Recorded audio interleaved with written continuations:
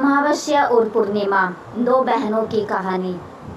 धार्मिक कहानियों के अनुसार एक राजा और एक रानी थे। उनके दो लड़कियां और दो लड़के। एक लड़की का नाम अमावस्या और दूसरी लड़की का नाम पूर्णिमा था। पूर्णिमा घर का सारा काम करती और भगवान का पूजा पाठ भी किया करती और गाय की सेवा भी करती थी। लेकिन अमावस्या ना तो घर का काम करती और ना ही भगवान की पूजा पाठ करती और ना ही गायों की सेवा करती थी। फिर भी राजा और रानी अपने दोनों बेटों और अमावस्या को बहुत प्यार करते थे, लेकिन पूर्णिमा से नफरत करते थे। राजा के दोनों लड़के और लड़कियां धीरे धीरे बड़े हो गए। राजा ने दोनों लड़कों का विवाह कर दिया। इसके बाद रानी ने कहा कि दोनों बेटियां भी विवाह के योग्य हो गई है, तो उनके लिए भी कहीं पर जाकर रिश्ता तय करके विवाह करवा दो। लेकिन अमावस्या का विवाह किसी बड़े घर में करना और पूर्णिमा को किसी गरीब घर में देना, क्योंकि पूर्णिमा को घर का काम करना और भगवान की पूजा पाठ करना और गाय की सेवा करना यही पसंद है। अब रानी ने राजा को दोनों बहनों का रिश्ता तय करने के लिए भेजा, तो राजा अपने पड़ोसी राज्य के राजकुमार से अमावस्या की शादी का रिश्ता तय कर देते हैं। उसी गांव में एक गरीब लड़के से पूर्णिमा की शादी का रिश्ता तय कर देते हैं। राजा अपनी रानी को दोनों बहनों की शादी के रिश्ते के बारे में बताते हैं, तो रानी अब सोचती है कि पूर्णिमा की भगवान कैसे मदद करते हैं, क्योंकि यह पूजा पाठ बहुत करती है और गाय की सेवा भी करती है। लेकिन पूर्णिमा के भाई और भौजाई पूर्णिमा से बहुत प्यार करते थे, क्योंकि पूर्णिमा उनके घर के काम में हाथ बटाती थी और अमावस्या उन पर अपना रोब जमाती थी।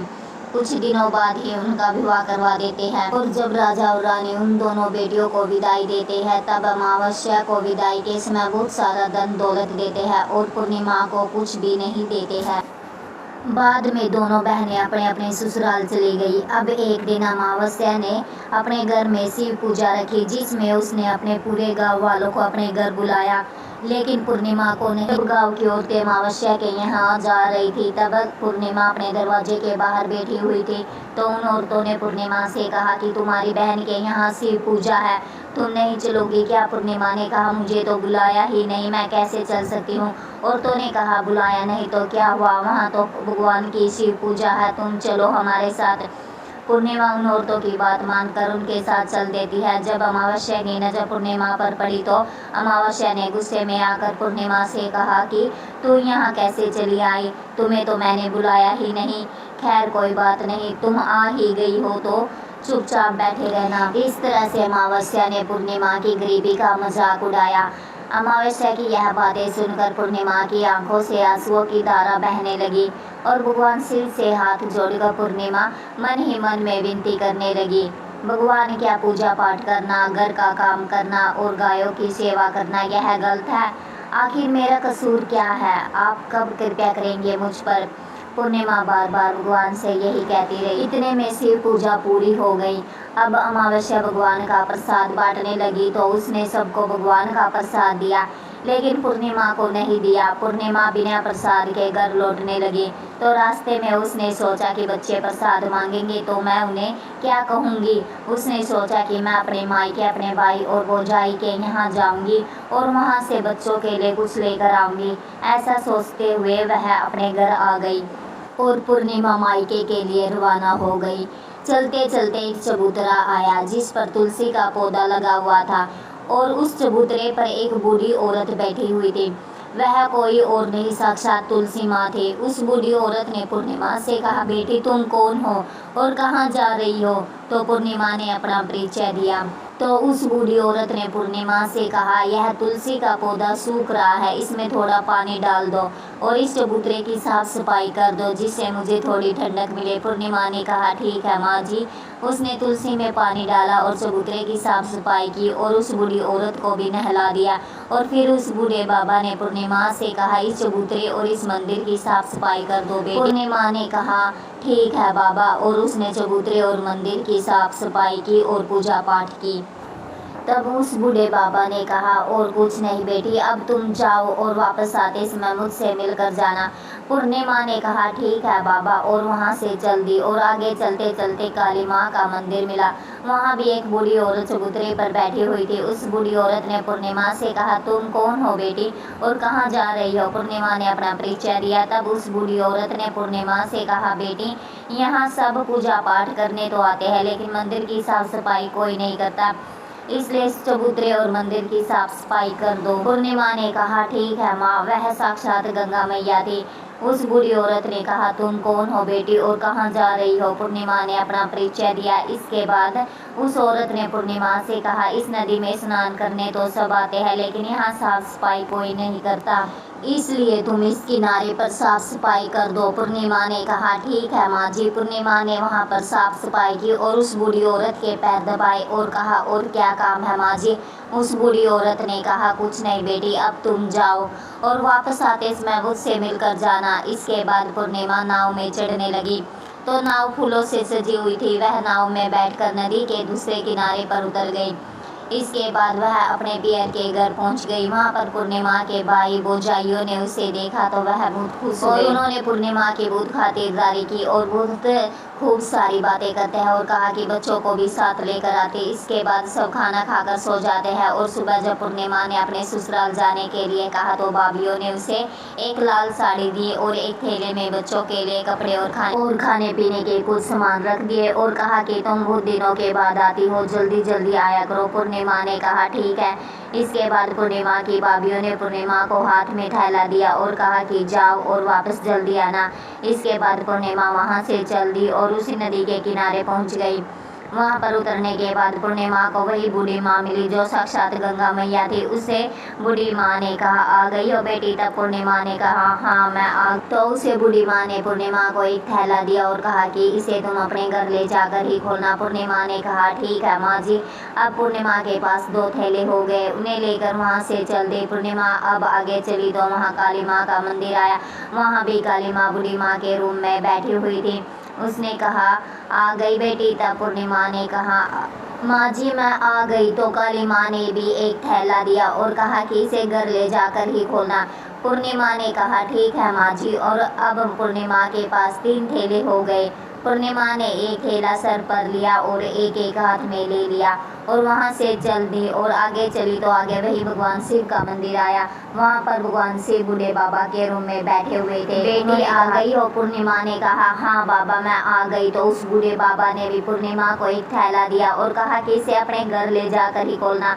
पूर्णिमा ने कहा ठीक है बाबा। अब पूर्णिमा के पास 4 थैले हो गए थे। अब भला वो अकेली 4 थैलों को कैसे ले सकती थी, इसलिए उसने अब पुरानी साड़ी निकाली और उन 4 थैलों को साड़ी में इकट्ठा बांध लिया और अब पूर्णिमा वहाँ से चल दी और थोड़ा आगे चली तो वहाँ तुलसी माँ बूढ़ी औरत के रूम में बैठी हुई मिली। पूर्णिमा से कहा आ गई हो बेटी। तो पूर्णिमा ने कहा हाँ माँ जी मैं आ गई।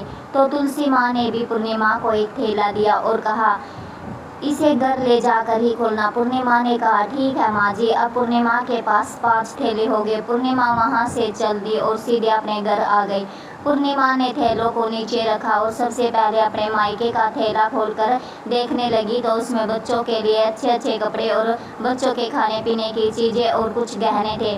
पूर्णिमा ने अपने बच्चों को वह नए नए कपड़े दिए और खाने पीने की चीज़ें दी तो बच्चे बहुत खुश हुए। अब पूर्णिमा ने दूसरा थैला खोला जो उसे गंगा माँ ने दिया था। उसमें सोना और चांदी भरा हुआ था। अब पूर्णिमा ने तीसरा थैला खोला जो उसे काली माँ ने दिया था। उसमें 16 श्रृंगार का सामान भरा हुआ था। पूर्णिमा ने चौथा थैला खोला जो भगवान भोलेनाथ ने उसे दिया था। उसमें धन संपत्ति और वो सारी खुशियाँ भरी हुई थी।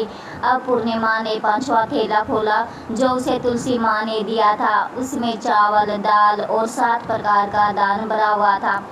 अब पूर्णिमा के घर में किसी भी चीज़ की कमी नहीं थी और उसका घर धन धान्य से परिपूर्ण हो गया। अब पूर्णिमा और उसका परिवार खुशी खुशी रहने लगा। अब पूर्णिमा के मन में विचार आया कि क्यों ना मैं भी अपने घर शिव पूजा कराऊं और शिव पूजा का कार्यक्रम रखा। पूर्णिमा ने गांव से सभी को बुलाया और अपनी बहन के घर भी गई। अब अमावस्या अपनी बहन के घर शिव पूजा में आई तो उसने देखा कि पूर्णिमा के घर में किसी भी चीज़ की कमी नहीं है। इतनी धन दौलत देखकर अमावस्या आश्चर्यचकित रह गई और उसने पूर्णिमा से कहा कि तुम्हारे घर में इतने धन दौलत कैसे आई? पूर्णिमा ने कहा, देखो बहन, तुमने शिव पूजा रखी और उसमें मुझे नहीं बुलाया, तो भी मैं बिन बुलाए तुम्हारे घर आई, और तुमने भगवान का प्रसाद तक मुझे नहीं दिया, और तुमने मेरी गरीबी का मजाक भी उड़ाया। उसके बाद मैं जब अपने घर आ रही थी तो रास्ते में मेरे मन में विचार आया कि घर पर बच्चे जब प्रसाद मांगेंगे तो उन्हें मैं क्या कहूँगी। इसलिए मैंने सोचा कि मैं अपने मायके जाऊँगी और अपने मायके चली गई, और जो कुछ भी घटना हुई वह सब अमावस्या को बता दी। तब अमावस्या ने पूर्णिमा से कहा कि तुम भी मुझे प्रसाद मत दो और मुझे डांट लो। लेकिन पूर्णिमा ने कहा कि यह तो भगवान का प्रसाद है, मैं तो सबको दूंगी और तुम्हें भी दूंगी। फिर भी अमावस्या ने प्रसाद नहीं लिया और वह सीधे अपने घर चली गई। घर जाकर अपने बच्चों से कहकर वह अपने मायके जाने के लिए चल दी। चलते चलते रास्ते में वही तुलसी माँ मिली, जो चबूतरे पर बूढ़ी माँ का रूप धारण करके बैठी हुई थी। उस बूढ़ी माँ ने अमावस्या से कहा, बेटी तुम कौन हो और कहाँ जा रही हो? यह तुलसी का पौधा सूख रहा है, इसमें थोड़ा सा पानी डाल दो और इस चबूतरे की साफ सफाई कर दो। इस पर अमावस्या ने कहा, ए बुढ़िया, तुझे दिखाई नहीं देता मैंने कितनी महंगी साड़ी पहन रखी है, यह गंदी हो जाएगी। ऐसा कहकर आगे चली तो भगवान शिव मिले, उनको भी उसने ऐसा ही कह दिया। उसके बाद आगे चली तो काली माँ मिली, काली माँ को भी उसने ऐसा ही कह दिया। उसके बाद आगे चली तो गंगा मैया मिली, गंगा मैया को भी उसने ऐसा ही बोल दिया। इसके बाद वह नाव में बैठने लगी। नाव में फूलों की जगह कांटे थे जो उसके पैरों में चुभ गए, और वह दूसरे किनारे पर उतरकर वह अपने मायके चली गई। जब वहाँ उसकी भौजाइयों ने देखा तो वो आपस में धीरे से बोली, काम की ना काज की, ढाई सेर अनाज की, ये बला कहाँ से आ गई? अब आ ही गई है तो ठीक है। पूर्णिमा तो अपने काम में हाथ बटाती थी, यह तो कोई काम तो करेगी नहीं। अब उन्होंने खाना बनाया और खाना खाकर सो गए। अमावस्या सुबह उठी और अपने भौजाइयों से कहा कि मैं अपने ससुराल जा रही हूँ। तो उन्होंने कहा, ठीक है जाओ। अमावस्या बोली, पूर्णिमा को तुमने एक थैला दिया था और मुझे कुछ नहीं दोगी क्या? भौजाइयों ने कहा, तुम घर जाओ, थैला तुम्हारे घर पहुँच जाएगा। फिर वह वहाँ से चल दी और नदी के किनारे आकर नाव में बैठकर दूसरे किनारे पहुँची। वहाँ गंगा मैया बूढ़ी माँ का रूप धारण करके बैठी हुई थी। बूढ़ी माँ ने कहा, आ गई हो बेटी? उसने कहा, हाँ आ गई। अमावस्या ने कहा, तुमने पूर्णिमा को एक थैला दिया था और मुझे नहीं दोगी क्या? बूढ़ी माँ ने कहा, तुम अपने घर जाओ, थैला तुम्हारे घर पहुँच जाएगा। इसके बाद काली माँ ने भी ऐसे ही कह दिया। इसके बाद भगवान भोलेनाथ जी ने भी ऐसे ही कह दिया। इसके बाद तुलसी माता ने भी ऐसे ही कह दिया। इसके बाद जब वह अपने घर पहुंची तो आंगन में 5 थैले रखे हुए थे। अमावस्या ने अपने मन में सोचा कि आज तो मैं निहाल हो गई। उसने जल्दी जल्दी सभी थैलों को खोला तो उसमें किसी में मिट्टी, तो किसी में पत्थर, तो किसी में कंकड़, किसी में कोयला, किसी में सांप बिच्छू भरे हुए थे। यह सब देखकर उसने अपना सर पकड़कर कहने लगी, हे भगवान, मुझे मायके में भी कुछ नहीं मिला और इन थैलों में भी कुछ नहीं मिला। इसके बाद अमावस्या दौड़ती हुई अपने बहन पूर्णिमा के घर जाती है और पूर्णिमा से कहती है कि तुझे तो इतना सब कुछ मिला और मुझे कुछ नहीं मिला। आखिर पूर्णिमा ने कहा कि जब मैं अपने मायके जाती हूँ तब मैं अपने भौजाइयों के साथ मिलकर काम करती हूँ और तुमने कभी उनकी इज्जत नहीं की, इसलिए तुम्हें वह भला क्या देती। और इसके बाद तुमने गंगा माँ को ठुकरा दिया और काली माँ को भी ठुकरा दिया और भगवान शिव को भी ठुकरा दिया और तुलसी माँ को भी ठुकरा दिया, इसलिए उन्होंने भी तुम्हें कुछ नहीं दिया। अमावस्या बोली, बहन मुझे माफ़ कर दो, मैंने सदा तुम पर अत्याचार किए हैं, मुझे कुछ नहीं मिला तो कोई बात नहीं, मैं भगवान की भक्ति करके सब कुछ प्राप्त कर लूँगी, मुझे इसका रहस्य बताओ। तब पूर्णिमा ने कहा, तुम 3 सूत्र का ज्ञान ले लो। पहले सूत्र में दया मांगना, दूसरे सूत्र में चर्चा करना और तीसरे सूत्र में 108 बार ओम नमः शिवाय का जाप करना। बहन, भगवान ने जो 3 सूत्र दिए हैं इनको अपने हृदय में बसा लेना। मैंने सच्चे मन से भगवान की पूजा पाठ किए और वह भगवान भोलेनाथ से माफ़ी मांगने लगी और गायों की सेवा करने लगी और दूसरों की मदद करने लगी। दोस्तों, अगर यह धार्मिक कहानी आपको पसंद आती है तो वीडियो को लाइक करके एक प्यारा सा कमेंट जरूर करें। राधे राधे दोस्तों।